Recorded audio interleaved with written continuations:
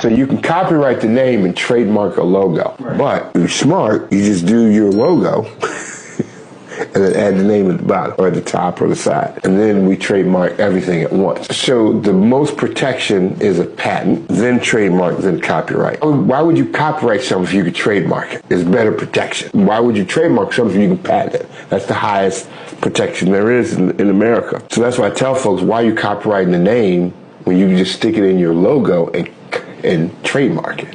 You know what I'm saying? Step it up. So that's why I tell my clients to do it that way.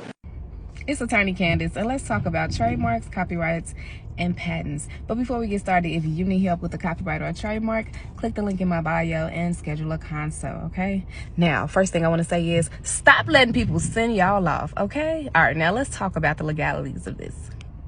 Now, the 3 different kinds of intellectual property, they all protect different things, okay? So you very well may need all 3 depending on what you're trying to protect. But let's break it down. Number 1, patents protect inventions. So if you have an invention and you want to protect it, then you need a patent, okay? Number 2, trademarks protect your brand. If you have some type of brand and you want to protect it, you need a trademark, all right? So trademarks can include protecting your brand, such as your business name. It can be your stage name if you're an artist. It can be anything that customers or consumers use to identify your brand. It can be a specific catchphrase that you say. It can be a logo. It can also be a specific color that you use for your brand, okay? And then finally, copyrights. Copyrights protect works of authorship. In other words, your content, okay? So it could be a book you wrote. It could be a song you created. It could be, heck, even a dance, right? In certain circumstances. It can be courses you created. Anything that contains content, your works of authorship, okay?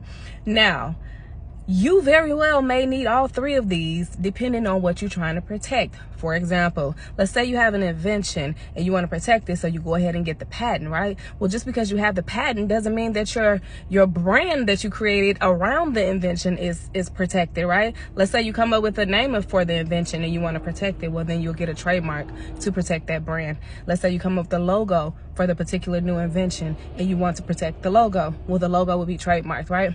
Let's say you come up with a cool new commercial for advertising the new invention, well, you will get a copyright on that, okay? So you always want to sit down with a licensed attorney and walk through what your goals are so that an attorney can advise you on exactly what type of intellectual property you need to fully protect what it is that you want to protect, whether it's your invention, your brand, or either your works of authorship, okay?